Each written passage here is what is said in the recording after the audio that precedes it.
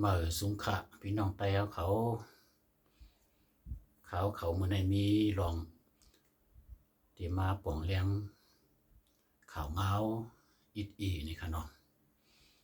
เขาหนอกคำสีโปะเป็นครูสอนฟิงเงไต้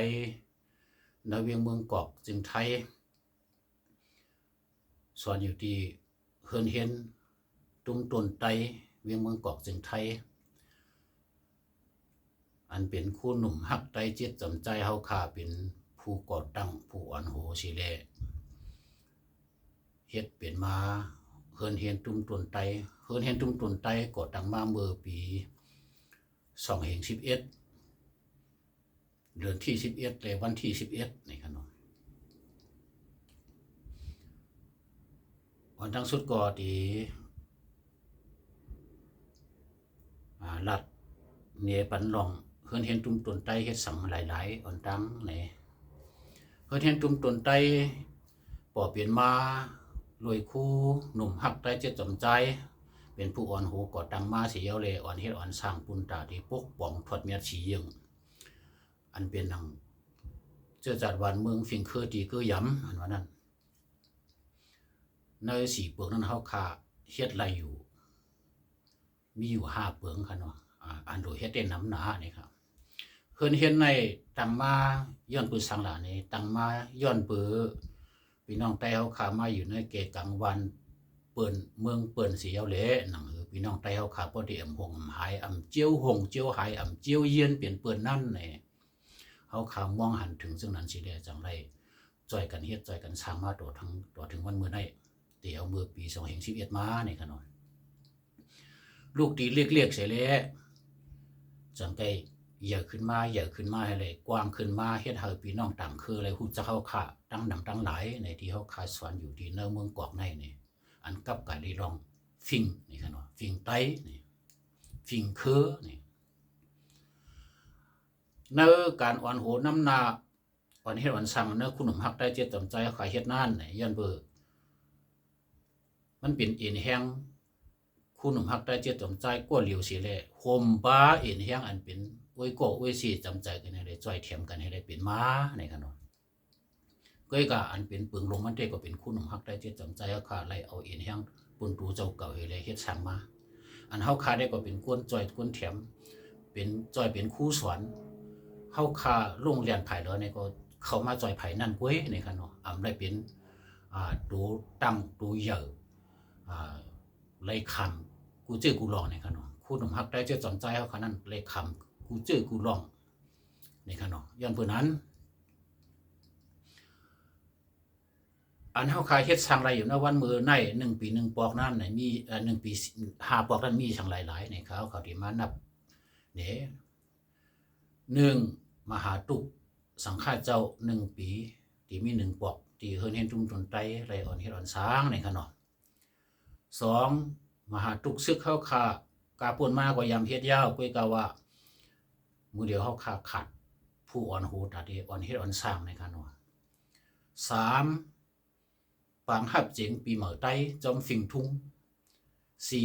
4ปางไว้เผินคู่หมอไต้แหละเจมสระอ้อจียะเงาหงายยอดเชียงไต้จากกว่ายันเปิดคงเฮียนเฮาค่ะสอนกับการได้ลองฟิงเง่นี่ครับ5ก็ได้เป็น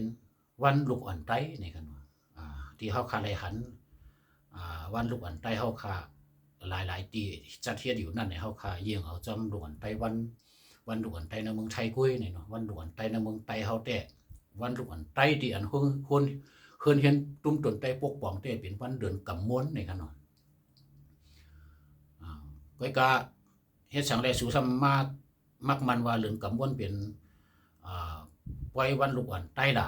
วันลูกอ่อนไต้ล่ะนี่ย้อนเปื้อวันในเดือนกำนั้นมันมีปล่อยมีปล่อยสังนี่แหละเฮาค่าจังได้ตั้งขึ้นมาเป็นเดือนกำมวนมักมันเป็นวันลูกอ่อนไต้นี่ครับเนาะอันนั้นแด้สังเกตว่ามีขอถามมาว่าให้ยังได้สู่ตั้งสู่ถามเผอสู่มักมันได้จังหือนี่อันนั้นเฮาค่าก็ติตอบว่า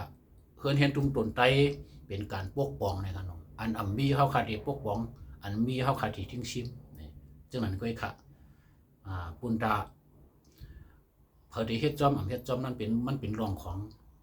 แทงรองหนึ่งนี่ครับอันเฮาขาได้เฮาขาอันเฮ็ดจังไหนนี่ครับดีก็เอาเมากว่าเปียกในกุ้ยขนมเฮือนเฮ็ดตุ้มโดนใต้หนังคือมันพอดีเลยอยู่กว่าข้าวยาวหึงนั่นนี่ลูกดีเรียกเฮ็ดเลยลูกดีเก็บให้เลยกว้างขวางมาใหญ่ขึ้นมาร้อยๆเอานี่เฮาขามื้อเลียวเลยไข่เฮือนเฮ็ดตุ้มโดนใต้มาอยู่ที่เส้นทางรามอินทรากิว46หมายเสื้อ1อำนั้น46/1อันนั้นเฮาขาเลยมาขาดตีเปิ้นเฮ็ดแหละสร้างเฮือนเฮ็ดมีพี่น้องจอยแถมมาเหมือนหนังใน Facebook เขาเลยลงข่าวกว่านั้นมีก้อนหนึ่งจอยมาก็อีกก็อดเลยเปลี่ยนมาคือเห็นตุนไตในขนมเมื่อเลี้ยวข่าวชื่อเสียงเฮาข่าวก็เรียกว่าเยอะขึ้นมานำขึ้นมาให้เลยพี่น้องต่างคือเลยฮู้จักนำตั้งไหลเลยเปิ้นเข้ามาเฮียนฮู้มันมีทั้งหลายเนี่ยยามเพิ่นอันเฮาค่ะ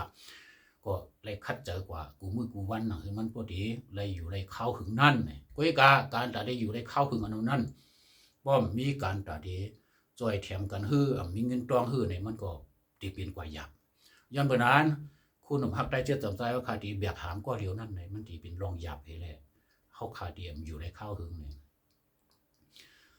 การพวกป้องถอดเมียสีเยืองในมันหลำลองปุ่นตาใต้เนื้อเกะกังเมืองเปื่อนหนังที่เดียวว่าค่ะย้อนเบอร์สั่งเนี่ยเขาคามาอยู่แก่กังเมืองเปื่อนในพวกเขาคาหมออยู่หมอกินเนี่ยจังเยี่ยนเปลี่ยนเปื่อนเลยกว่ากำเดียวง่ายกุ้ยเนี่ยอันในเขาคามองหันยาวเนี่ยคือมันพอดีเปลี่ยนจังนั้นในเขาคาเขาอะไรคัดเจอให้เลยกูวันติดนะกูวันถาดนั่นเขาห้องว่าวันถาดกันเอาความไตก่อนวันติดนั่นต้องเป็นความเปื่อนอยู่เขาขาดสอนบรรลุอ่อนกังเนื้อในสอนบรรลิกไตลิกไทยลิกอังกฤษลิกเขจากกว่าจะในสินใน4ภาษาเนี่ยเขาเคยมาเฮียนเนี่ยก็เขามาเฮียนหลายอันชิงกาเชียงโหเขาขาไปเลี้ยงปลาเข้าล้วนเขาขาแทงก่อนเนี่ยจะในจากกว่าพอไว้วันมาเขาขาจะมีการสอนฟิงเงะเจียมลองหายลองตึงลองเฮ็ดหมอโซความเลยสังลองการโนกาตัวกาเชียงเลยสังจากกว่าซึ่งในก็หลุดเลยมีฟิงเงะที่เขาขายอยู่ในเมืองเปิ่นว่าเปิ่นมาถามเปิ่นมาเรียกเพี้ยนในเขาขามีสังหลายเขาขาหลุดเลยตอบเลยลาดเลยว่าเขาขาใต้เขาขามีจังไหนก็ยังเก่าขับย้อนเบอร์นั้นหนังหือประเดี๋ยวอยู่ในข้าวหึงนั่นคือในเฮียนเขาขาเฮ็ดเย้าตัวกว่าหมอก70-80ปุ่นเย้าเนี่ยกำในเขาขาซ้ำเดมาเปิดขายตั้งกินไต้ในเขาตั้งกินไต้นั้นเขาขาเดเปิดขายในวันโปวันสอนวันถัดนั้นห้องว่าวันศุกร์วันเสาร์วันติดนี่ครับน้องตั้งกินไต้อันเป็นข้าวผักไต้เลยน้ำกาแฟว่าสั่งว่ากูมีเมียวน้ำเจียมน้ำหวานกูมีเมียวนี่ครับน้องเขาขาเดเปิดขายใน3 วัน1 บาทนั้นขาย3 วันนี่ครับกำในที่ก็เลยมาเย็นเปลี่ยนการตัดที่ขายตั้งกินใต้ขลานี่ย้อนปื้อเฮาค่าใครเฮาคู่หนุ่มฮักได้เจ็ดสนใจผู้อ่อนผู้ก่อตั้งเพิ่นเห็นตุ้มต้นใต้แลแบกหามก็เหลียวเฮาค่าจังได๋คัดใจเลย เขาขายตั้งกินใต้เฮาเปลี่ยนปุ่นตากั้นถอกขึ้นกะขาดเพิ่นเห็นตุ้มต้นใต้เฮาค่า1 เหรียญนั่นก็มื้อหน้าสังว่าพี่น้องเขานี่มาปานนี้ปานแฮงมากินตั้งกินไตเฮาขาที่เห็นตุนไตนั่นนี่เงินเฮาขาได้เอาเข้าถุงเข้าท้อง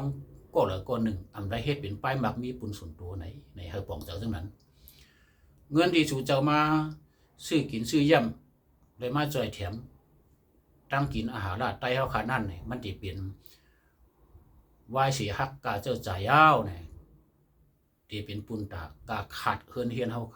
ขากว่าวันตามื้อนานนั้นติ๊กๆ1 เหรียญเฮาขาด12,000 เหรียญเงินไทยค่ะไปป้าการนำกาไฟค่ะเนาะเพราะป้าการนำกาไฟยาวเนี่ยที่เตรียมกว่า 15,000 เหรียญเงินไทยในขนาด1 เหรียญเนี่ยย้อนเมื่อนานเพราะเฮาขาดจ่ายก็เดียวกว่าติ๊กๆในมันสิหน้าติ๊กๆว่าค่ะเนาะเพราะว่าสังว่ามีเหตุการณ์มีรายไล่ตาไล่สังแทงต่างเมียวเนี่ยก็เดี๋ยวที่เบียกหามกว่าในมันที่เป็นกว่าหยับนี่คำพองที่ว่าในเมื่อมันหยับสู่ซ้ำที่เฮ็ดให้ช่างหลานี่ความถามจังได๋ก็ยังมีมากกว่าคั่นเนาะเพราะเฮาคำเฮ็ดพอซ้ำที่เฮ็ดเฮาขาดที่เปิดพอเฮ็ดคาลานี่เฮาขาดเป็นไตก็มีปุ่นพรกูโก้ค่ะเนาะปุ่นพรกูโก้ค่ะนะเด็กตัวเยอะกุ้ยก็ว่าปุ่นพรเผิงมันนั้นมันติเหมือนกันนี่เฮาขาดได้เฮาขาหันว่าเผอโรงเรียนตั้งเดี๋ยวเฮ็ดตั้งนั้นนี่เฮาขาดได้เฮาขา มองหันจังไหนกุ้ยนี่ค่ะเนาะอันกำพองอ่ำมีอีแห้งเยอะนี่ก็กำแถมลองเงินน้องต้องอีดวัดอำนั้นกำแถงแห้งน้ำเจอนี่ก็เฮาขับโพเจอเป็นเจอยาวนี่ค่ะเนาะในกาคันที่เฮาขาดอยู่ได้เนี่ยเฮาขาด1 เดือน 15,000ในที่เอสุดมันเอาคันเนาะในอำเต็มก็1 เดือน 15,000คือกันหนังคือมันพอดีเปลี่ยนพรหลีปนตาใต้เฮาเมื่อนั้นนั่นนี่พอเฮาขำมีอันกำอันถอกมันนี่พอเฮาขำเลยมาเปิดขายตั้งขายซึ่งในก็ดีหยาบปนตาก็เดียวเสียแล้วน้ามือเขาในก็ไหลเฮียนหูมาดังลองเฮ็ดเขาเฮ็ดพักใต้ก็ดีไหลเฮียนหูมาดังไผ่ฟิงเงก็ดีนี่อันมีดังบนดังเสียงอันเฮียนหูมาดังบนดังเสียงนั้นก็เดียวมาจอยแถมเฮ็ดแล้วทั้งเขาขาบ่ได้อยู่ได้เข้าหึงนั่นคือลูกหลานใต้เขาขาที่มาอยู่ในเมืองกอบบ่ได้มีตีเฮียนหูลองฟิงเงใต้เขาขาดังบนดังเสียงนั่นคือเขาบ่ได้หลงลืมว่าเขาขาเป็นใต้ก้อนนึงเกิดมาเป็นใต้ก้อนนึงอยู่ในเกกลางเมืองเปิ้นนั่นนี่อันนี้ก็ซ้ำอยู่ที่พ่อแม่แถมเก่าค่ะนะมันจะอยู่ที่ลูกหลานค่ะนะเพราะพ่อแม่จอยแถมปันแห้งนี่ลูกหลานก็ตื่นเป็นเปื้อนกว่าตื่นเป็นเปื้อนกว่ากำเดียวนั่นเอาค่ะนะอย่างเพิ่นนั้นใครฝากถึงพี่น้องเขาเฮาได้ฮู้หันว่าเฮาขามาเปิดโรงเรียนย้อนเปือสังได้มาเปิดนี่ย้อนเปือสังได้ทราบได้มาขายตั้งกินใต้ล่ะนี่ย้อนเปือตั้งกินใต้นั่นก็มีพี่น้องไทยป้าเจอเคยได้เพียนตั้งกินใต้ซ้อมนี่เจอในก็ยามเปลี่ยนมาเย้านี่แหละมีพี่น้องไทยใครว่ามาดังกูเวียงในเมืองไทยค่ะเนาะมากูเวียง1เวียงก็2ก็เข้ามาที่เพียนวันนั้นค่ะเนาะมาที่เพียนกว่าไหลมาจิ้มตั้งกินใต้ก็มันเป็นจังนั้นจังไหนนี่เขาได้ฮู้กว่าหันกว่านี่มื้อหน้ามาก็มันก็เรียบดีมีพี่น้องต่างคือเข้ามาแทงตั้งนำตั้งหลายนี่เฮาก็ตื่นอำลือเช้าสิได้เฮ็ดสร้างกว่าอยู่ติ๊กๆนี่เฮาพี่น้องเขาจะอยู่จำหิมหอมรามอินทราเลสังนวามินทร์เลสังปังกะปิเลสังเคยมาปะนินปันแฮงตั้งกินไตด้านเฮินเห็นตุนไตเฮานี่ก็เข้ามาปะนินปันแฮงได้ครับอันนี้เฮาลัดซ้ำ2ถึงกับ1ว่าอำได้เฮ็ดเป็นไปมักมีปุนสุนตูค่ะเนาะเฮ็ดเป็นปุนถ้าเฮาได้เป็นการสวยขึ้นจะจัดไตเฮาค่ะที่อยู่ในเกมเมืองเปิ้นนั่นอย่าไปให้มันหายนี่ก็นั่นกล้วยมีเจอมุมมองจังนั้นกล้วยนี่ครับมื้อนี้ก็ยินดียินซุมกูกนเตียนอะไรมาเข้าถ่อมเขาลัดกว่านี่สังถือว่าลัดผิดกว่าได้ก็แค้นดอกป่วยวางความลัดบันเขาเหยี่ยวนำสีกำขากัดเหยียนขา